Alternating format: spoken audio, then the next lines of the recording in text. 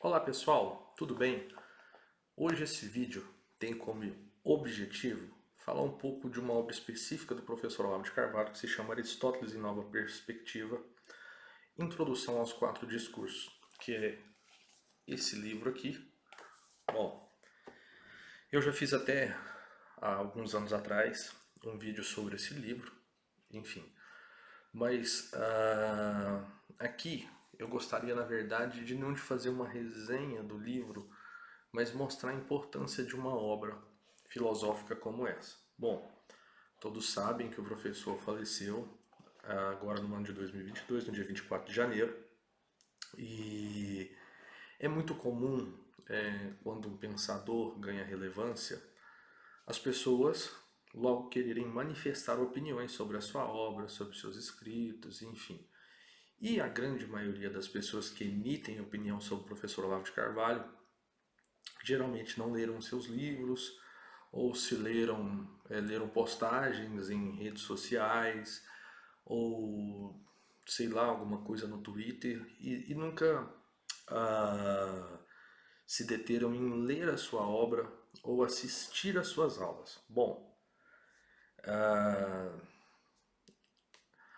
na filosofia antiga era muito comum que o filósofo, além dos seus escritos, ele passasse doutrinas pessoalmente, que eram aquelas doutrinas que geralmente não tomavam forma de escritos. Então, isso acontece parcialmente na obra do professor, por exemplo. Há assuntos sobre os quais ele escreveu artigos e depois aprofundou em aulas, ou às vezes ele dava em aulas e resumia em artigos, por exemplo, como ele fala no início lá do COF sobre o artigo Quem é filósofo e quem não é, e vários outros.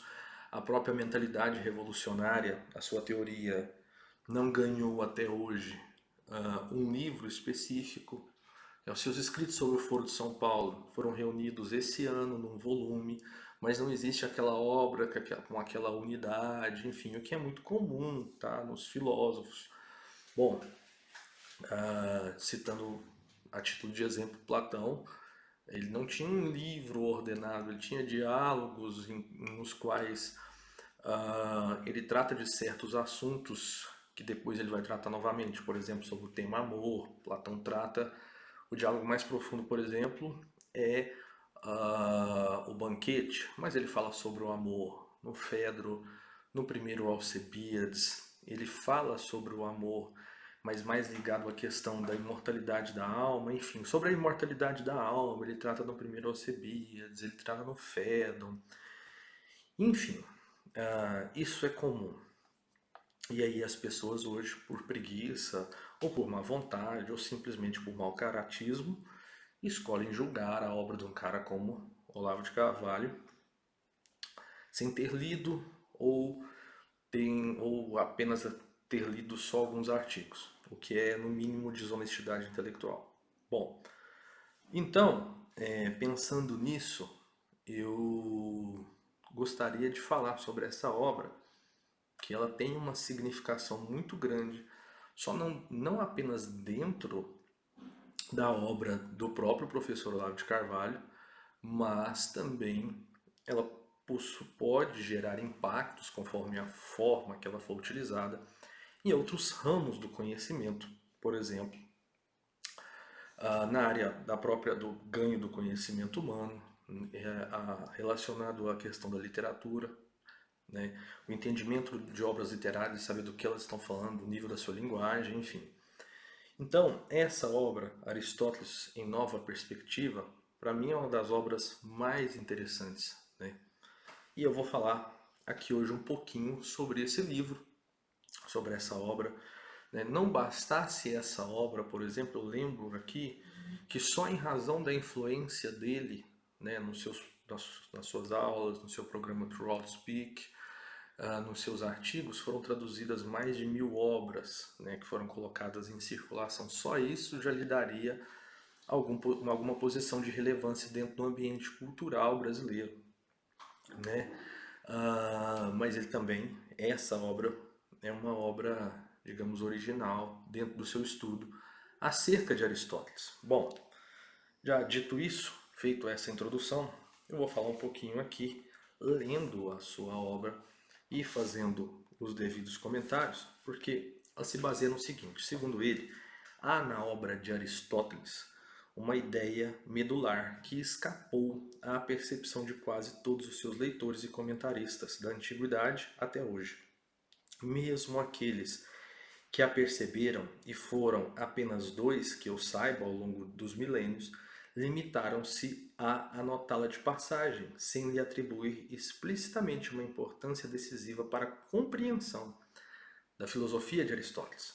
No entanto, ela é a chave mesma dessa compreensão, se por compreensão se entende o ato de captar a unidade do pensamento de um homem desde as suas intenções e valores, em vez de julgá-los de fora, ato que implica respeitar cuidadosamente o inexpresso e o subentendido, em vez de sufocá-lo na idolatria do texto coisificado, túmulo do pensamento. Essa ideia denomino teoria dos quatro discursos, que pode ser resumida em uma frase. É a seguinte a frase: o discurso humano é uma potência única que se atualiza de quatro maneiras diversas: a poética, a retórica, a dialética e a analítica ou lógica. Então, basicamente, parece bobo, mas ele está falando que o discurso humano ele se atualiza de quatro formas, ou seja, se ele está dizendo de potência, né, Aristóteles é que tinha essa questão relacionada à teoria do ato e da potência, ou seja, ele potencialmente ele pode ser atualizado de quatro maneiras. Ele pode ser atualizado a poética, a retórica, a dialética e a analítica ou lógica. Aqui, logo à frente, ele vai dizer o seguinte, alguns parágrafos à frente. O espanto que a ideia dos quatro discursos provoca a um primeiro contato advém do costume arraigado da nossa cultura de encarar a linguagem poética e a linguagem lógica ou científica como universos separados e distantes, regidos por conjunto de leis incomensuráveis entre si, desde que um decreto de Luís XIV separou em edifícios diversos as letras e as ciências. O fosso entre a imaginação poética e a razão matemática não cessou de alargar-se até se consagrar como uma espécie de lei constitutiva do espírito humano. Então, para o professor Olavo, bom, essa separação ela é incorreta, quando na verdade o discurso humano se atualizaria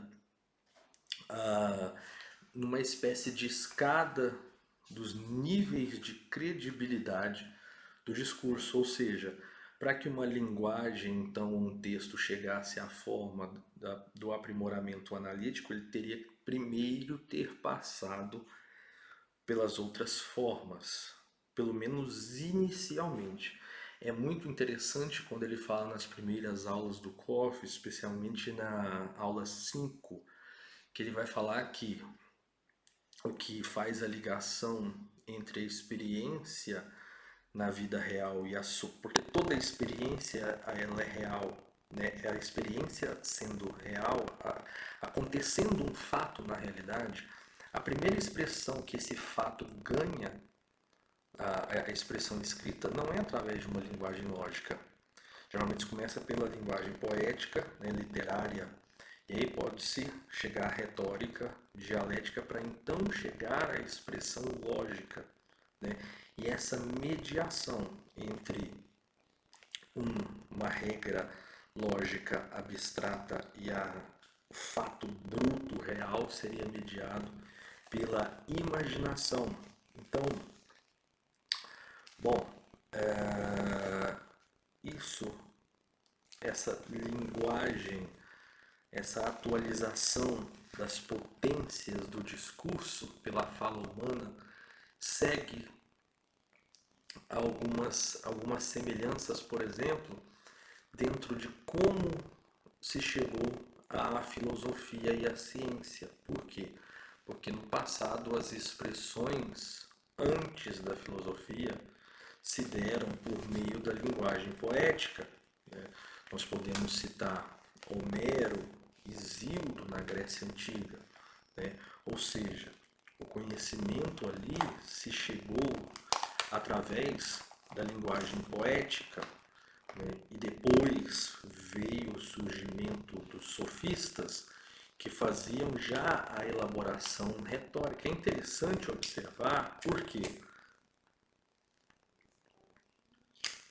se nós pegarmos os primeiros filósofos da Grécia Antiga, os pré-socráticos, eles se expressavam de maneira poética ainda. É interessante perceber isso porque quando Tales de Mileto fala sobre a origem de tudo ser a água, essa expressão dada através, essas primeiras expressões filosóficas, né, dadas ali na Jônia, elas não eram expressões lógicas. Se nós pegarmos, por exemplo, Tales de Mileto e Heráclito, né, que era chamado Heráclito o Obscuro, a forma com que ele escrevia, como se tem os fragmentos de Heráclito, nós vamos ver que a linguagem ainda existe um misto de linguagem poética, mítica e linguagem, esse início dessa tentativa de dar uma expressão lógica, filosófica, né? Se nós pegarmos já no século IV a.C., com Sócrates e Platão, nós vamos ver que Platão ele trabalha já a questão, antes de Platão havia os retóricos, os sofistas, mas Platão já passa a desenvolver uma dialética mais profunda, mas quando Platão chega a desempenhar, né, a falar das coisas mais profundas, Platão recorre ao mito, ele não recorre à linguagem lógica. Então, aqui já vem mostrar que não existe, na teoria dos quadros, existe a atualização dos níveis de credibilidade, mas que esses 4 níveis, essa ligação, ela não existe uma separação, mas sim um grau de credibilidade, uma espécie de evolução dentro do próprio discurso humano.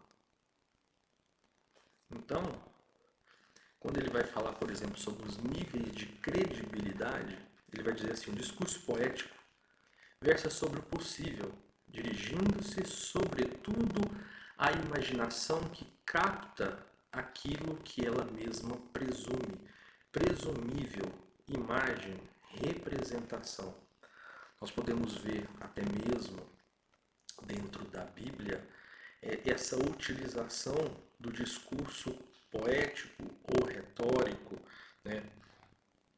Bom, por quê? Porque ele versa justamente sobre o possível. Por exemplo, Jesus, como Sócrates, ele não deixa uma doutrina explícita, mas ele vai dar os seus ensinamentos através de parábolas, né? Bom, o discurso retórico ele tem por objetivo o verossímil e por meta a produção de uma crença firme. Se supõe, para além da mera presunção imaginativa, a anuência da vontade.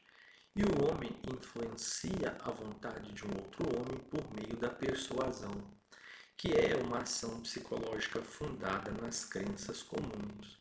Se a poesia tinha como resultado uma impressão, o discurso retórico deve produzir uma decisão. Você quer convencer alguém, mostrando que ela é mais adequada ou conveniente dentro de um determinado quadro de crenças admitidas, nós, seres humanos, usamos muito a retórica, não só para convencer outras pessoas, mas também para justificar as nossas decisões. Nós sempre utilizamos a linguagem retórica para dar razões ou convencer alguém das nossas decisões pessoais, das nossas posições pessoais, inclusive políticas, enfim, a gente usa a retórica, tá? Ou por que eu fiz isso, ou por que eu fiz aquilo, eu estou usando a retórica. É claro que existe mais de um tipo de retórica, por exemplo, existe a retórica judiciária, né? Bom, mas dando sequência, ele vai falar sobre o discurso dialético. Já não se limita a sugerir ou impor uma crença, mas submete as crenças à prova, mediante ensaios e tentativas de trespassá-las por objeções. É o pensamento que vai e vem, e por via transversas, buscando a verdade entre o erro e o erro entre as verdades. Por isso a dialética é também chamada peirástica, da raiz peirá, que fala sobre prova, experiência, de onde vem peirasmos, tentação, e as nossas palavras empíria, empirismo, experiência, mas também através de peirastes, o símbolo mesmo da vida aventureira, da viagem sem rumo pré-determinado. O discurso dialético mede, enfim, por ensaios e erros, a probabilidade maior ou menor de uma crença ou tese, não segundo uma mera concordância com crenças comuns, como é no caso da retórica, mas segundo exigências superiores da racionalidade, da informação acurada. Já o quarto nível seria o discurso lógico ou analítico, finalmente partindo sempre de premissas admitidas como indiscutivelmente certas, chega pelo encadeamento silogístico à demonstração certa.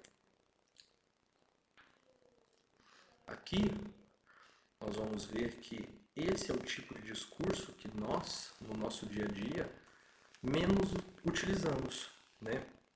Com esse uso de premissas, enfim.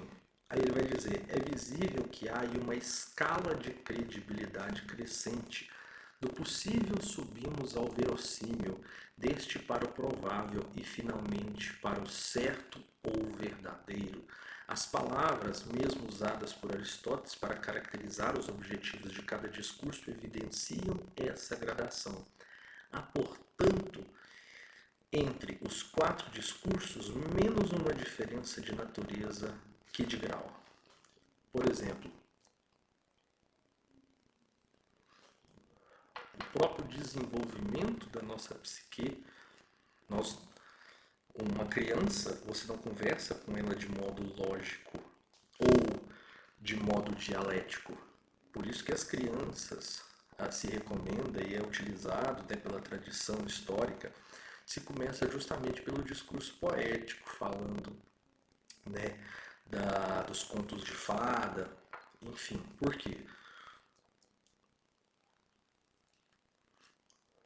Porque ela não vai entender, tá? E aí, depois do desenvolvimento, a criança vai chegar no nível retórico, que aí vocês vão começar a perguntar o porquê das coisas, mas ela não vai ficar cotejando possibilidades de um modo dialético, né, de cotejar e ter a capacidade de discernimento entre o que as possibilidades para se chegar a uma dialética, e muito menos no nível lógico-analítico. Então, a própria ordem dos quatro discursos é a ordem do desenvolvimento da psique humana. E aí ele vai dizer, a poética estuda os meios pelos quais o discurso poético abre à imaginação o reino do possível. A retórica, os meios pelos quais o discurso retórico induz a vontade do ouvinte a admitir uma crença. A dialética, aqueles pelos quais o discurso dialético averigua a razoabilidade das crenças admitidas e, finalmente, a lógica ou analítica, estuda os meios de demonstração apodítica ou certeza científica. Ora, aí os 4 conceitos básicos são relativos uns aos outros. Não se concebe o verossímil fora do possível, nem este sem confronto com o razoável, e assim por diante. A consequência disto é tão óbvia que chega a ser espantoso que quase ninguém tenha percebido. As 4 ciências são inseparáveis. Tomadas isoladamente, não fazem sentido nenhum. O que as define e diferencia não são 4 conjuntos isoláveis de caracteres formais, porém 4 possíveis atitudes humanas ante o discurso, 4 motivos humanos para falar e para ouvir. O homem discursa para abrir a imaginação à imensidade do possível, para tomar alguma resolução prática, para examinar criticamente a base das crenças que fundamentam suas resoluções ou para explorar as consequências e prolongamentos de juízos já admitidos como absolutamente verdadeiros, construindo com eles o edifício do saber científico. O discurso é lógico ou dialético, poético ou retórico, não em si mesmo e por uma mera estrutura interna, mas pelo objetivo a que tende em seu conjunto pelo propósito humano que visa a realizar. Daí, os 4 discursos sejam distinguíveis, mas não isoláveis. Cada um deles só é o que é quando considerado no contexto da cultura como expressão de intuitos humanos. A ideia moderna de delimitar uma linguagem poética em si ou lógica em si pareceria aos olhos de Aristóteles uma substancialização absurda, pior ainda, uma coisificação alienante. Então, eu recomendo àqueles, por exemplo, que tiverem interesse nesse tipo de assunto, porque, primeiro, parece que a interpretação dele está correta sobre aquilo, sobre esse entrelaçamento entre as formas de discurso, tá? E claro, o ser humano ele pode, dentro de um mesmo discurso, começar de modo poético, passar pelo retórico, dialético, lógico, ou estar só no retórico, enfim, mas são modos de atualização do discurso humano e que geram impacto para você, por exemplo, quando você for estudar determinada leitura, para perceber a que nível a pessoa está escrevendo, se ele está sendo retórico, se ele está abrindo a sua imaginação, ou se ele está cotejando as possibilidades de modo dialético, ou se ele está fornecendo premissas a chegar ao modo lógico. Enfim, eu considero uma grande descoberta, tá? Que pode ter aplicação, por exemplo, como eu disse, no desenvolvimento da psique humana, ou na parte da literatura, enfim, mas que foi uma grande contribuição